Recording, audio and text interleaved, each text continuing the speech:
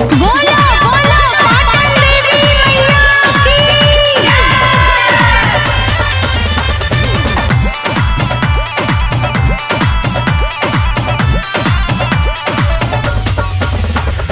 writer Suresh माई बट गीत करावा दीपक रंगीला गावे तोरे पाचारावा